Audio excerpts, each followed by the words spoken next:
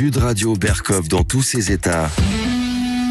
Le face-à-face. 13h04 sur Sud Radio, l'heure pour nous de vous présenter ce face-à-face. Aujourd'hui, André Berkov, vous recevez Lionel Roch qui vient nous voir pour ce nouveau livre « Laissez-nous bosser », le coup de gueule d'un patron de PME contre les aberrations du monde du travail. C'est aux éditions de l'Observatoire. Bonjour à vous, Lionel Roch.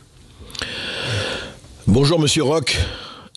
Je regrette de n'être pas avec vous en studio, mais ça, les auditeurs le savent, j'ai eu quelques petits problèmes pas graves du tout musculaires, mais enfin, ça empêche à un moment le déplacement. Mais je voulais vous dire que j'ai lu votre livre et que j'ai trouvé votre livre, ça venait à son heure, surtout que on a envie de dire, c'était un film très célèbre d'il y a 60 ans, Pour qui sonne le glas. Et on a l'impression, c'est vrai à vous lire, et ce n'est pas seulement une impression, parce que vous donnez des chiffres, vous donnez beaucoup d'informations, vous donnez des précisions, et que quelque chose est en train, non pas de mourir, mais vous dites, les PME, les fameuses TPE, PME, les petites et moyennes entreprises, vous rappelez 4 millions de salariés, vous rappelez le rôle primordial, le rôle essentiel qu'elle joue dans l'emploi, et vous montrez que, en fait, c'est intéressant, moi l'impression que en vous lisant, c'est un miroir qui réfléchit, et c'est un miroir qui réfléchit, une espèce de tirer le fil de la pelote de laine, mais on a l'impression que une partie, allez, disons ça comme ça, que ce soit des élites ou que ce soit des observateurs, ne voit pas que cette partie, c'est pas France ton café fout le camp, mais France ton travail fout le camp, France le cœur de ta nation fout le camp. Est-ce que c'est pas un peu ça que vous avez voulu dire ? Alors ce que j'ai voulu dire d'abord avec ce livre, c'est qu'il y a plein de raisons d'être optimiste et qu'il faut être optimiste. Quand vous êtes entrepreneur, si vous n'êtes pas optimiste, vous ne faites pas entrepreneur. Donc c'est un livre qui se veut positif. Maintenant, pour être positif, il faut quand même faire le bilan. Et le bilan, c'est que les PME sont ignorées. On parle beaucoup en ce moment des classes moyennes. Les PME, ça va un peu avec les classes moyennes. C'est-à-dire qu'on en parle beaucoup, mais en fait, tout le monde s'en fiche. Spécialement nos amis politiques, mais aussi les médias. Les PME, c'est ok, ça fait bien. Donc en général, d'ailleurs, juste avant les élections, les politiques veulent faire un programme spécifique pour les PME, ce qui est une erreur absolue puisqu'il y a une solidarité dans les entreprises. Donc vous pouvez pas faire un programme spécifique pour les PME parce que de toute façon, c'est on est solidaire. Donc ce que j'ai voulu essayer d'expliquer avec ce livre, à force d'exemples, d'essayer de pas en faire un livre économique. D'abord parce que je suis pas un économiste, je suis un entrepreneur, et de dire voilà ce qu'est notre réalité. Et il va falloir, de toute façon, il n'y a pas d'autre avenir que les entreprises et nos salariés pour recréer de la richesse. Donc maintenant, essayez peut-être de nous écouter juste un tout petit peu. Alors justement, écoutez un petit peu, en fait, ils écoutent beaucoup plus, d'ailleurs vous en parlez, on parle beaucoup plus, vous dites, des multinationales et des grands groupes, et puis vous montrez, on va entrer dans le détail, bien sûr, vous dites multinationales, et Dieu sait ce qu'on parle des multinationales, et puis à la start-up. Alors la France, Start-up Nation, vous rappelez les grands slogans qui sont sortis il y a quelques années, et quand vous dites que vous êtes optimiste, moi je vais vous dire, en tant que lecteur, je me pose vraiment des questions, parce que vous dites très très très bien que effectivement vous demandez pas des cadeaux, mais vous montrez les effets pervers d'un certain nombre de choses que le gouvernement a fait, et il faut le dire, que ce soit celui-là ou d'autres, pour aider les entreprises au moment du Covid par exemple et autres, puisque vous êtes dans l'événementiel, vous êtes dans la restauration, vous avez 100 CDI, je le rappelle, vous en parlez, mais effectivement l'impression qu'on a, c'est que oui, on fait des cadeaux, on fait des PGE, on fait des prêts garantis d'État, etc. Simplement, vous rappelez quand même, et ce n'est pas nouveau, et au fond, on a l'impression que ça ne change pas, que les taxes, que les contrôles, que les normes, que les charges, eh bien, elles sont toujours encore plus importantes et encore plus grosses. Donc, ce qu'on vous donne d'un côté, on vous le retire de l'autre. Alors, tout le verbatim sur les entreprises est géré par la NUPES. Et d'ailleurs, vous venez de parler de cadeaux d'entreprise. Il n'y a pas de cadeaux qui sont faits aux entreprises. Il faut bien avoir comme image, si je vous prends 100 € et qu'après je dis quand même je vais lui laisser 10 € pour qu'il puisse rentrer chez lui, est-ce que je vous ai fait un cadeau de 10 € ou est-ce que je vous ai pris 90 €? Toute la notion des cadeaux d'entreprise qu'on entend continuellement, en aucun cas c'est des cadeaux.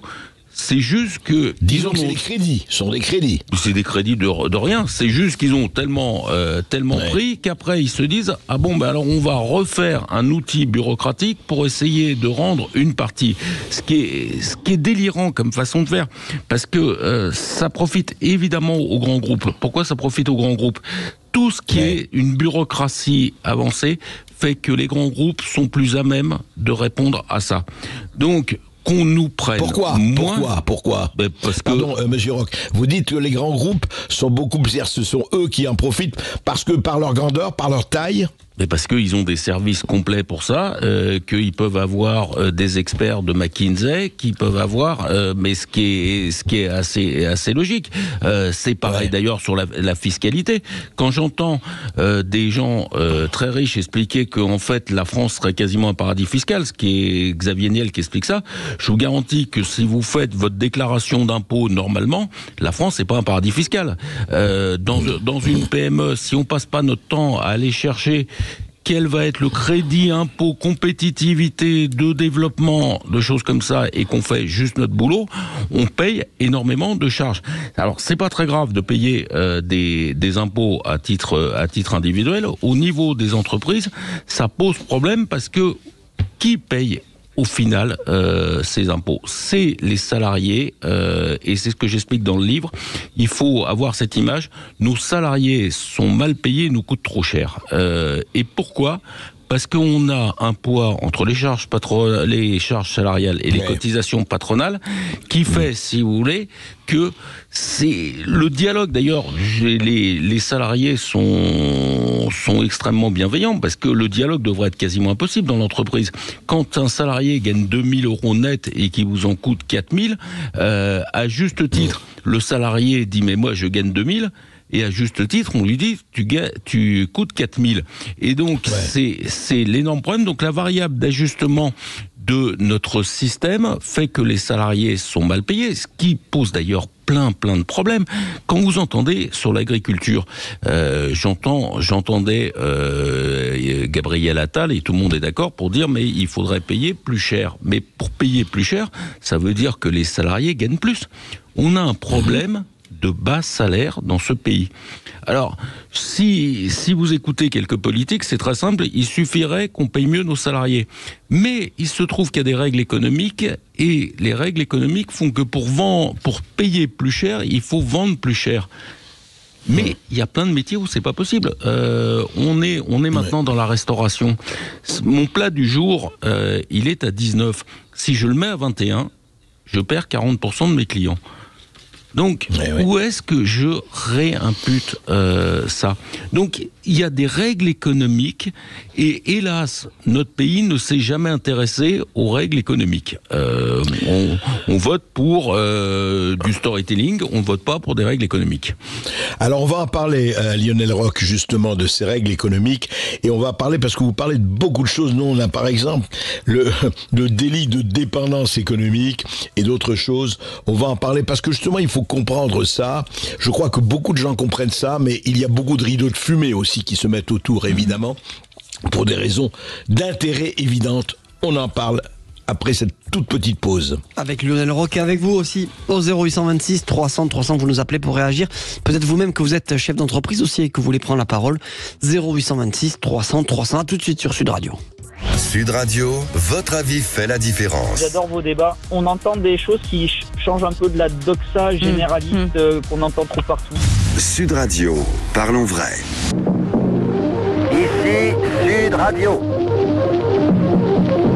Les Français parlent au français.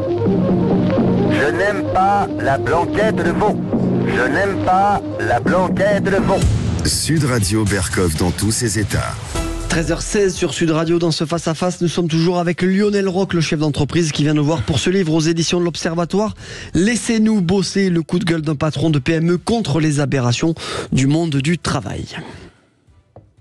Roch, je voudrais justement entrer, il y a plusieurs choses dans votre livre qui m'ont frappé, parce que on parle des entreprises, mais justement, on mélange tout, parce que voilà, les grandes multinationales, on en parle, les grands chefs d'entreprise, vous évoquez Bernard Tapie à un moment donné, et puis voilà, les chevaliers d'industrie, etc., etc. Enfin, les chevaliers d'industrie, c'est plus l'industrie aujourd'hui. Et puis les start-up, alors voilà, les jeunes rebelles, formidables, et alors évidemment tout le monde rêve, GAFAM d'un côté et Elon Musk de l'autre.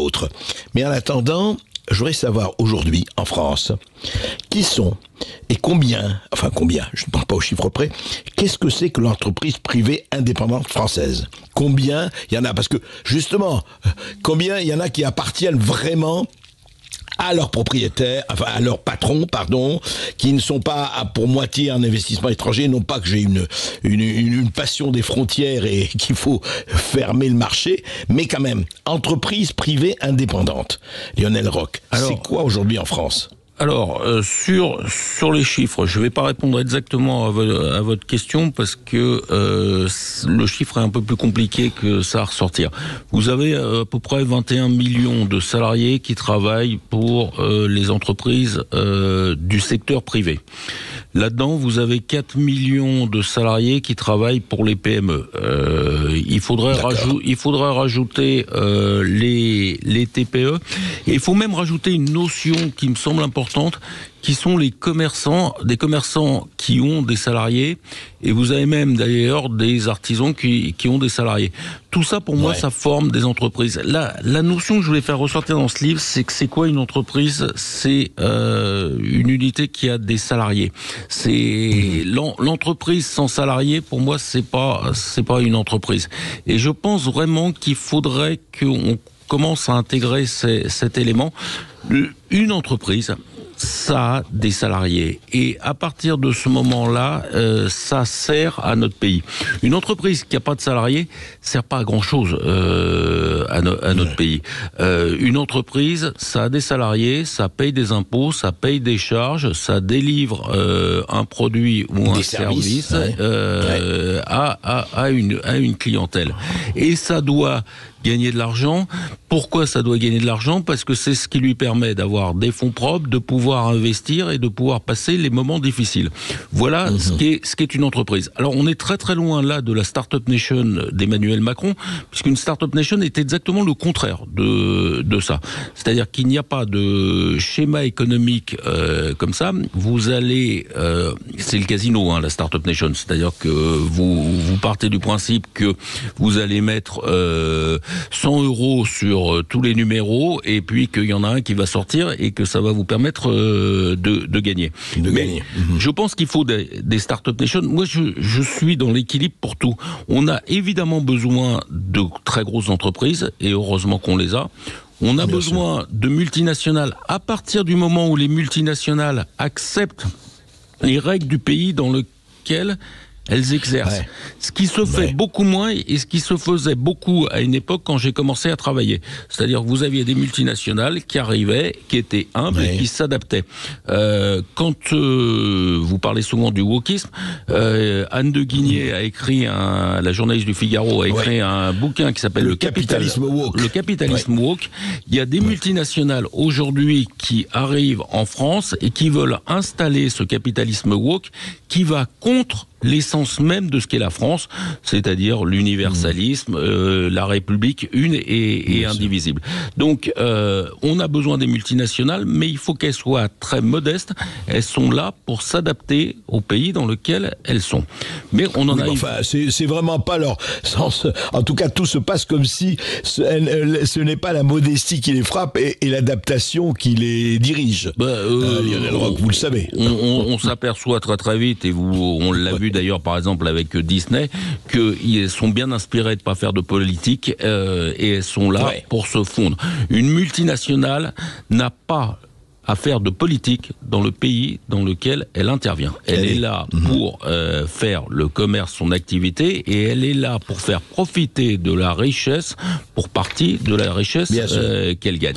Et donc on a besoin de ça, on a besoin des startups, et évidemment qu'on a besoin des startups, mais en aucun cas ça peut être une startup nation. C'est une folie d'avoir amené ce concept, et d'ailleurs la Startup Nation est morte. La Startup Nation, vous êtes comme moi, vous n'êtes pas un jeune d'une vingtaine d'années. Vous avez connu les années 80, sur lesquelles on était Wall Street, c'était on devait gagner de l'argent dans la finance, tout. Et ben on a recommencé ça. Mais ça s'appelait la Startup Nation dans les années 2010. 2010 et tout ça. Aujourd'hui, on doit être dans du collectif. C'est le retour du collectif. Alors justement, vous parlez du collectif et c'est très intéressant parce que il y a quelque chose qui moi m'a réjoui personnellement, et je ne dois pas être le seul.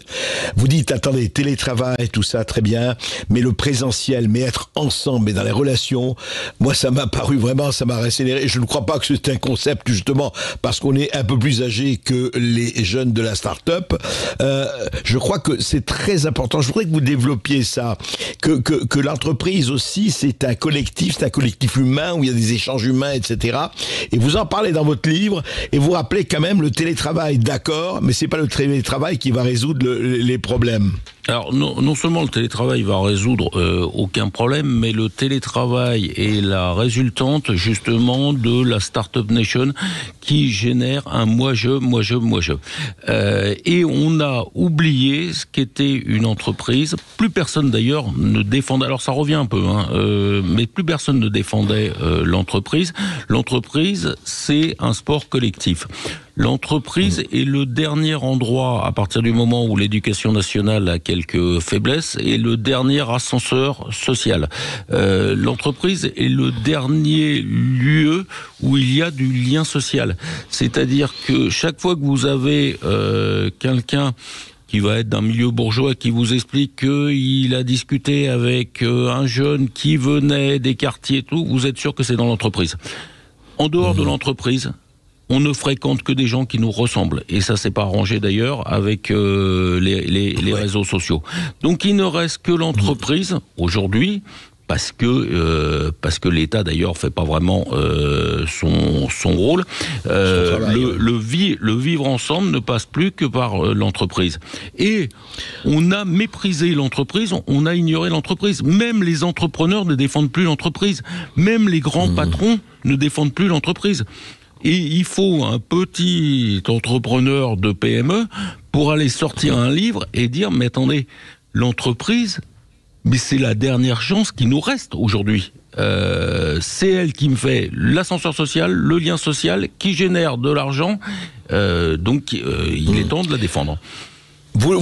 Lionel Roch, vous ne donnez pas un portrait un peu angélique de l'entreprise, parce qu'il y a aussi l'entreprise, c'est aussi, enfin on l'a vu et on a entendu, il y a aussi pas partout, justement il faut jamais généraliser d'un côté comme d'un autre, ce serait ridicule, que l'entreprise soit le moteur de l'emploi et d'un lien, c'est clair, mais pourquoi il y a alors cette espèce de, très important je veux dire, de gens qui disent oui mais, et vous en parlez dans votre livre, ouais mais moi je suis là 6 mois, mais donnez-moi ce qu'il faut, le café, le truc en supplément, sinon je m'en vais. Et puis, est-ce que ça sert vraiment ? Ça rejoint le truc du travail. Mais on a l'impression qu'aujourd'hui, l'attachement à l'entreprise, vous, c'est autre chose. Vous l'avez fondé, vous l'avez fait, vos enfants sont dedans. Mais on a l'impression que cet attachement, c'est beaucoup d'élité, en tout cas, dans une certaine partie de la population. On y va, je ne dis pas en mercenaire, c'est péjoratif, mais on y va, et puis on s'en va, et puis on revient, et puis on voit, et puis on passe 6 mois, et puis on passe 6 mois en vacances, et puis etc. Est-ce qu'il n'y a pas ça quand même qui est la réalité ? Mais pourquoi ça s'est délité ? Depuis, alors ça avait commencé, d'abord vous avez les 35 heures qui ont été le premier message redoutable, et qui ont été le début de cette importance qu'on a pu consacrer à une toute petite partie du pays, on va dire les bobos qui sortent des belles écoles et qu'on a écouté en priorité. Quand Lionel Jospin arrive en 97, c'est un gouvernement de gauche, c'est normal, il fait une politique de gauche. Il décide qu'il va faire les 35 heures, mais il aurait pu poser une autre question, c'est-à-dire de dire aux salariés, est-ce que vous préférez gagner plus ou travailler moins ? Or, s'il avait posé cette question, 80% des gens auraient dit, nous, ce qu'on veut, c'est gagner plus. Non, on a décidé pour eux qu'ils allaient travailler moins pour pouvoir aller dans des musées. Et donc, c'était le début de cette écoute des gens qui sont dans les villes avec des jobs qui permettent d'avoir et du télétravail et des RTT, etc. Donc ça a été le début. Après, vous rajoutez là-dessus l'iPhone, qui est un deuxième sinistre. Arrive le Covid, et du Covid, on se dit, c'est super, on va avoir le télétravail. Il est normal que les gens aient commencé à se dire, bon, ok, le travail, c'est pas prioritaire. Moi, je veux travailler, être en télétravail. Moi, je veux une semaine de 4 jours. Moi, je veux... Mais on a juste oublié de dire que c'est quand même l'entreprise qui génère la richesse. Et donc, on ne peut pas se poser que la question du moi-je. Or, on a été constamment dans ce moi-je. Et c'est arrivé à convaincre tout le monde, à commencer par nos politiques, qui disent « Non, mais le travail, c'est plus la priorité pour les gens ». Oui, c'est peut-être plus la priorité, mais enfin, c'est quand même... On va avoir besoin de travailler, et on va même avoir besoin de travailler. On va même avoir besoin de travailler plus, en tout cas plus efficacement. Donc, il faut quand même avoir ça en tête. On va en parler de la productivité, on parlait justement du rapport au travail, parce que c'est très intéressant, je crois que c'est au fond du problème, et vous en parlez pas mal dans votre livre. On se retrouve juste après cette petite pause, à tout de suite. On continue de parler de Laissez-nous bosser avec Lionel Roch et avec vous au 0826 300 300. Ne bougez pas, on revient dans quelques instants sur Sud Radio. Sud Radio Berkov dans tous ses états. Appelez maintenant pour réagir 0826 300 300. Sud Radio. Les Français parlent au français. Les carottes sont cuites. Les carottes sont cuites. Sud Radio Berkov dans tous ses états. Et Lionel Roch, président fondateur de Franco-Européenne, groupe d'événementiel, communication, production de fiction, restauration, beaucoup de métiers. Mais Lionel Roch, le titre de votre livre, c'est « Laissez-nous bosser ». Mais attendez, franchement, est-ce que la question n'est pas les princes qui nous gouvernent, attention, je ne parle pas de ce gouvernement, quel qu'il soit, droite, gauche, en haut, en bas, centriste ou autre. Mais est-ce que l'idée, c'est qu'ils n'ont pas envie de vous laisser bosser ? Pour une raison très simple, parce que si vous bossiez comme vous l'entendez et qu'il faut bosser comme vous l'entendez, c'est tout le problème qui est remis en cause du travail. C'est quoi le travail ? À partir du moment où on dit, justement, vous l'avez dit vous-même, pour certains, oui, c'est pas l'important, remise en cause, effectivement, du rapport au travail, du rapport à ce que le travail n'est pas seulement une espèce de torture, c'est quand même quelque chose, quand on fait un travail qui plaît, remise en cause aussi d'un certain nombre de rapports entre les aides, etc., où on dit oui d'accord, mais moi si je reste au chômage, qu'est-ce que je vais gagner avec le RSA ? Je vais pas gagner plus, donc je reste au chômage, etc. Et vous savez, dans la restauration, les problèmes que vous avez. Donc, est-ce qu'au fond, il n'y a pas le problème de qu'est-ce que c'est que bosser, justement, qui est au cœur du réacteur, quoi, qu'on a laissé tomber ? On a complètement laissé tomber le travail et on est même arrivé à des résumés intéressants. Je me souviens de comment s'appelle notre Sandrine Rousseau. Sandrine Rousseau qui a expliqué d'abord le droit à la paresse. Il faut quand même que tout le monde comprenne que quand quelqu'un fait jouer son droit à la paresse, il y a quelqu'un d'autre qui bosse plus pour compenser le droit à la paresse. Et qui a expliqué derrière cette chose fabuleuse que la valeur travail était quand même une valeur de droite.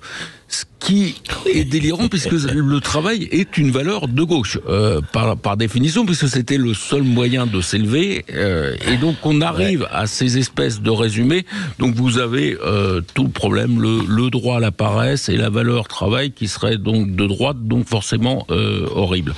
Or en fait le travail est une composante essentielle. Une vie réussie est une vie où vous avez réussi le personnel, le familial, le loisir et le travail. Et c'est le travail qui vous enrichit. Alors, et qui vous enrichit pas financièrement, hélas pour d'ailleurs la plupart des salariés, parce que nos salariés gagnent pas assez, mais qui vous enrichit aussi quand vous rentrez le soir. Que vous discutez avec vos enfants, que vous discutez avec votre conjoint, vous racontez ce que vous avez vu, ce que vous avez rencontré, vous êtes dans une aventure collective qui fait que c'est plus grand que vous. Donc là, avoir laissé attaquer le travail, tout ça parce que ça serait plus à la mode. Nous ne fonctionnons plus que par ce concept de mode dont nos gouvernements, nos politiques veulent toujours être à la mode. Et à force d'être à la mode, vous êtes parfaitement ringard. Et quand on regarde nos communicants, ils ont un train de retard sur tout. C'est-à-dire que le télétravail est déjà ringard. Il suffit d'écouter le président de L'Oréal qui très clairement l'a dit. Mais eux, ils pensent que le télétravail, c'est bien. Gabriel Attal, qui a fait des débuts, au moins en termes de communication, qui étaient plutôt intéressants, a pas pu s'éviter de faire un peu en même temps, et puis il dit, mais on va installer la semaine de 4 jours. Auprès des fonctionnaires, comment voulez-vous faire passer la notion que le travail est essentiel en expliquant on va quand même faire une semaine de 4 jours. On rentrera dans le détail si vous voulez sur le fait que évidemment que la semaine de 4 jours nous amène aux 32 heures par un effet automatique, et donc ça veut dire qu'on n'est pas arrivé à dépasser la catastrophe des 35 heures et on allait passer aux 32 heures. Donc le travail doit être défendu. Mais justement, Lionel Roch, le travail doit être défendu, mais est-ce que le fond du problème n'est pas qu'il y a, et il ne s'agit pas de les opposer et de faire une guerre civile, mais est-ce qu'il n'y a pas une France productive et une France qui l'est beaucoup moins ? Est-ce que c'est pas ça le problème ? Est-ce que ce n'est pas le problème ? Je ne parle pas seulement des conseillers, etc., etc. Est-ce qu'il n'y a pas une France productive, et pas seulement en entreprise, chez des créateurs de tout acabit, etc. Il ne s'agit pas de faire du corporatisme, mais profondément, est-ce qu'on envisage, est-ce qu'on encourage la productivité, la créativité, l'initiative et effectivement la récompense au bout de ça ? Est-ce qu'il n'y a pas ce problème de société à irresponsabilité illimitée et au manque de sanctions ? Alors, je fais pas de politique, c'est-à-dire que en tant qu'entrepreneur, mon livre n'est pas un livre politique, même si des fois, c'est pas très loin de la politique. Donc, je ne peux pas avoir d'avis sur ce qu'il faudrait faire avec les gens qui veulent pas travailler. En revanche, j'ai un avis très clair sur ce qu'il faut faire pour ceux qui bossent. Et ceux qui bossent doivent gagner plus. Donc, ça veut dire que de toute façon, il faudra baisser les charges patronales, et les charges salariales et les cotisations patronales. Alors, quand je dis ça, on dit, oui, mais c'est pas possible, il va falloir le financer. Mais de toute façon, on y arrivera forcément. À partir du moment où vous avez de moins en moins de gens qui travaillent, que vous avez une démographie qui est en baisse, et qui paraît qu'il faut plus de croissance, donc de toute façon, il faudra y arriver. Alors, on peut perdre du temps, mais on va pas avoir... comment on peut y arriver ? Pardon Lionel Roch, vous avez donné l'exemple, c'est très intéressant. Vous, patron, par exemple, quand votre employé reçoit, un employé reçoit 2 000 euros net, parlons de ça, parce que c'est vraiment le cœur du problème. Et vous payez 4 000 euros. Comment faire ? Est-ce qu'on ne peut pas sortir de cette espèce de cercle infernal ou de cercle pervers qui consiste à dire, oui d'accord, oui, moi je te donne 2 000 euros, tu vas toucher 2 000 euros, toi, mais moi, patron, ça va me coûter 4 000 euros. C'est aberrant. Il y a une aberration là qui doit être en tout cas surmontée d'une manière ou d'une autre. Et quand je dis, par exemple, non productif, c'est pas une question politique, Lionel Roch, mais vous êtes dans la politique, tout le monde est dans la politique, tout le monde. La politique s'occupe de vous si vous voulez pas vous en occuper. Or, s'il n'y a pas ça qui est fait, s'il y a des gens qui ne voient pas que c'est très important, que le résultat du travail doit être effectivement récompensé, etc., on va rester là-dessus avec les mêmes personnes qui vont prendre les mêmes décisions.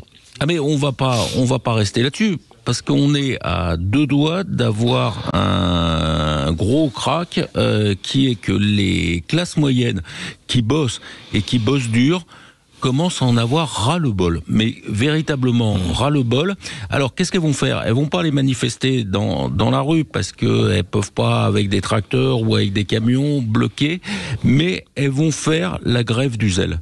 Et la grève du zèle, c'est quoi ? C'est de dire, merde, moi je peux me mettre en arrêt maladie, moi je vais respecter exactement mes horaires, moi et donc à partir de ce moment-là, on va avoir un terrible problème. C'était pour ça que j'avais écrit au président de la République, puisque c'est le début du livre, j'avais écrit au mois de juin, pour lui dire, attention, vous avez toute une classe moyenne qu'on connaît bien, puisque c'est celle qui bosse dans nos entreprises, qui est méritante, qui a joué le jeu de tout et à qui on explique non mais il y a le droit à la paresse et chaque fois c'est eux qui bossent parce qu'il y en a un autre qui fait jouer son droit à la paresse. C'est eux qui vont rester 10 minutes plus tard parce que ils savent qu'il faut fermer. C'est eux qui ont cette conscience professionnelle et donc eux, il faut qu'on les reconnaisse et pour les reconnaître, il faut qu'ils soient mieux payés. Mais une fois que j'ai dit ça, il y a que les politiques qui pensent qu'il suffit d'augmenter les salaires. Or, on ne peut pas augmenter les salaires dans plein de nos activités. Dans la restauration, aujourd'hui, nous perdons ce que nous voulons. C'est-à-dire, on perd, alors on est en phase de lancement, c'est pas très grave, mais on perd ce qu'on veut. Pourquoi ? Les salaires ont été un peu augmentés, les charges augmentent, l'énergie et tout, la matière première augmente, et vous ne pouvez pas le répercuter sur le prix de vente. Donc, qu'on vienne pas nous expliquer, faut mieux payer. Je me souviens de Bruno Le Maire qui, il y a 2 ans, nous disait, mais il faut mieux payer vos salariés, il faut mieux payer vos salariés. Mais qui paye mieux, c'est fonctionnaires, et nous, on s'occupe de nos salariés pour les payer au maximum. On paye au maximum de ce qu'on peut sans mettre en danger nos entreprises. Donc le seul moyen, c'est la baisse des charges salariales et des cotisations patronales. On y arrivera forcément, mais il faudra mieux y arriver vite, parce que plus on y arrive tard, plus on va avoir un problème. Parce que ce que vous dites, Lionel Roch, justement, vous dites qu'il y a une classe moyenne, il y a une classe en danger de mort, quoi, quelque part, en danger en tout cas d'extinction, je dirais. Pas d'extinction, de révolution silencieuse. Et la révolution silencieuse, ça sera de dire, ok, on fait la grève du zèle. Et vous avez parallèlement à ça les entrepreneurs sur lesquels je les connais un peu, sur lesquels ils en ont marre. Et qu'est-ce que c'est qu'un entrepreneur qui en a marre ? C'est un gars qui, à 60 ans, dit, ok, j'essaye même pas de vendre ma boîte. En fait, je récupère ce qu'il y a dans la société et je la laisse mourir. Ils sont fatigués.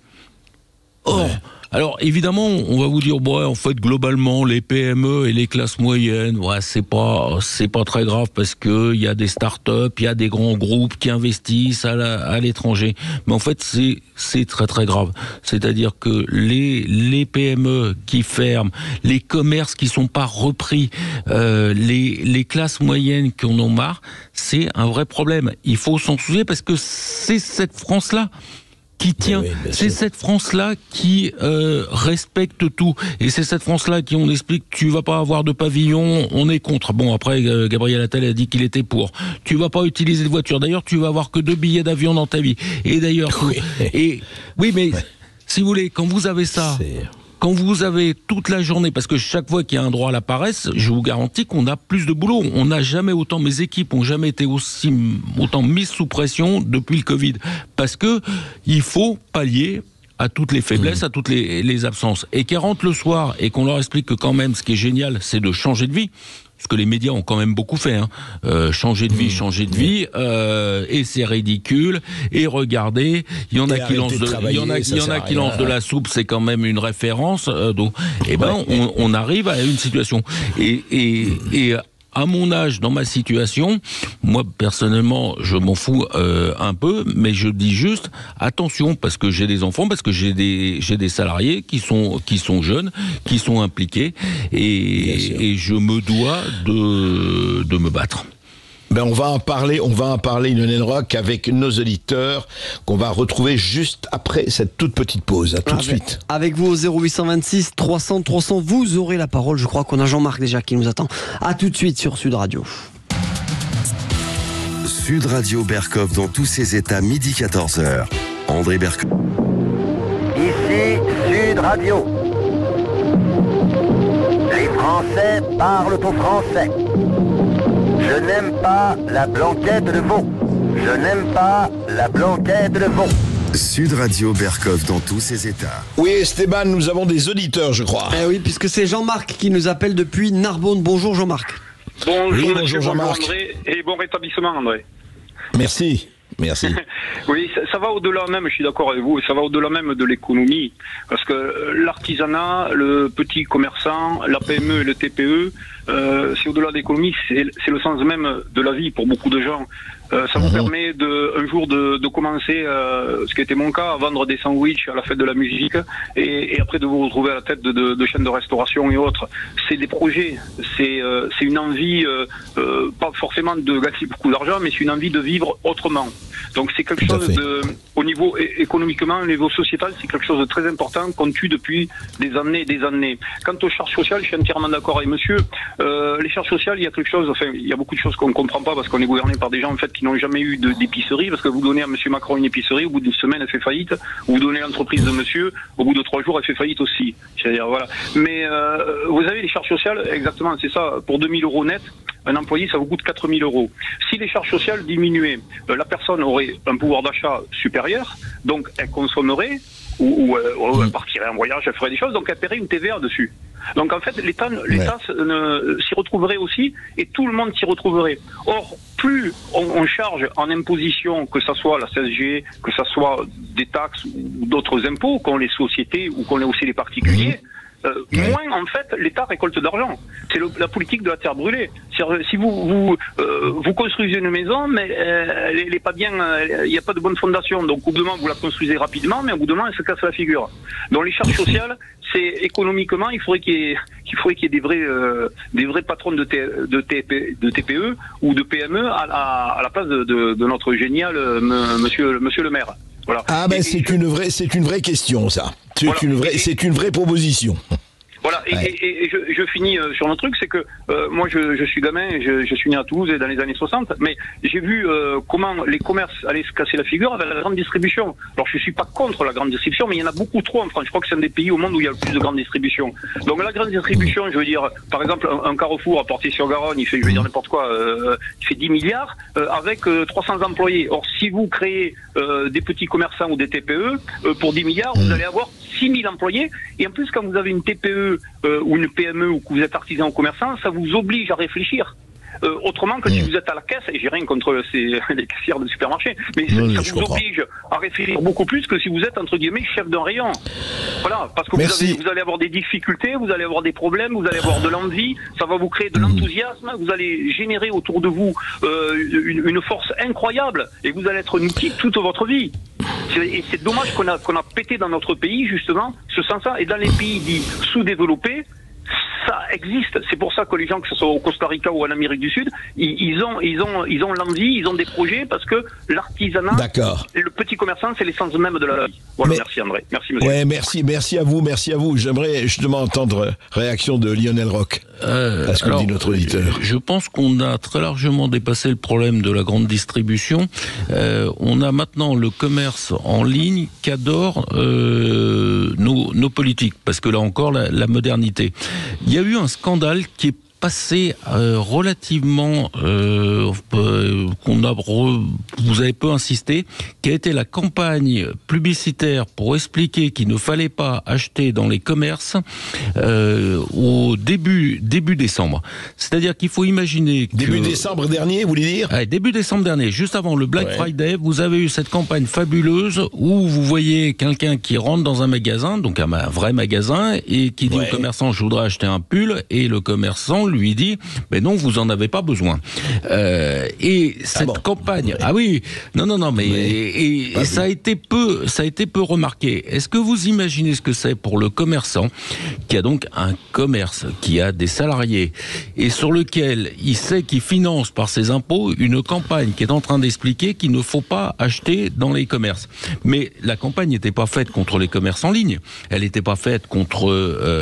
elle était faite contre le commerce physique. Donc on n'en est plus à la grande distribution qui remplit certaines tâches. On en est au fait que ce qui est moderne, c'est de plus avoir de commerce. Et j'ai vu que dans les idées de simplification qu'était en train d'étudier Marc Ferracci, dont on pourrait parler d'ailleurs, le député économiste, il voulait casser le monopole des pharmaciens pour pouvoir vendre en ligne les médicaments.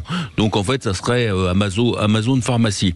Ce qui est fabuleux, c'est qu'en même temps, il y a 4-5 mois, ils ont expliqué que pour les déserts médicaux, il faudrait peut-être compter sur les pharmaciens pour faire des petites prestations médicales. Donc c'est de la folie. On veut supprimer les commerces. Et une ville sans commerce, ça s'appelle des cités dortoirs. Après, on se rendra compte des problèmes et après, on redonnera des aides pour faire revenir les commerçants. Voilà. Et c'est pour ça pour moi, il y a vraiment une solidarité de toutes les entreprises, et je dis bien que les commerces sont des entreprises, les artisans sont des... Et il faut qu'on arrive à avoir cette solidarité et pas chacun défendre notre petit bout de gras. C'est-à-dire que je ne parle pas des PME, voilà, c'est l'entreprise au sens le plus général. Nous avons Guy qui est avec nous, Guy qui nous appelle depuis le département de l'Isère. Bonjour Guy. Bonjour Guy. Bonjour André, bonjour à votre interlocuteur. Voilà, j'ai 72 ans, alors donc je suis à la retraite et je voudrais vous dire ceci. En 2017, la dette publique de la France était de 2299 milliards. Fin du troisième trimestre 2023, la dette publique de la France a atteint 3088 milliards, soit près de 800 milliards d'aggravation de dette publique par Macron, par sa politique. Comment voulez-vous faire confiance à un homme qui détruit son pays à ce tel point? Comment voulez-vous faire confiance à des hommes qui, comme Bruno Le Maire, ministre de l'économie, avait dit « Nous allons provoquer l'effondrement de l'économie russe ».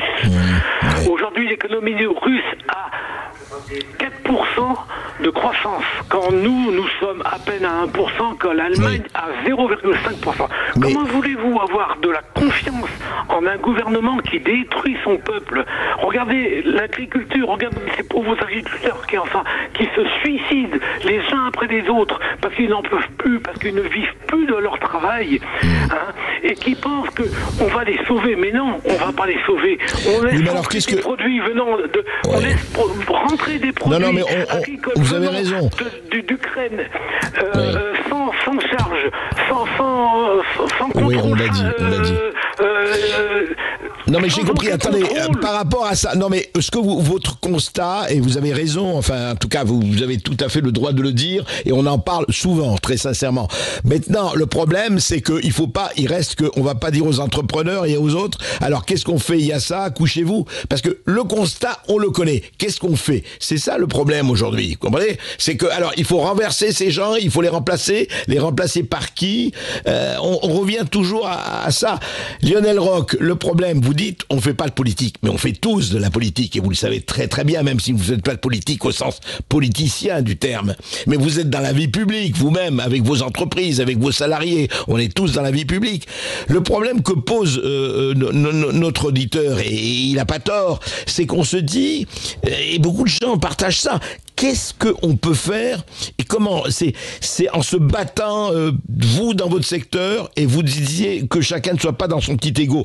Comment faire une espèce d'union, ou je ne sais pas, enfin en tout cas quelque chose de plus massif, je dirais. Alors, je vais pas défendre Emmanuel Macron, mais il n'est pas seul responsable. C'est-à-dire qu'il arrive à la fin d'un cycle, et sur ce cycle-là, maintenant, il va falloir intervenir.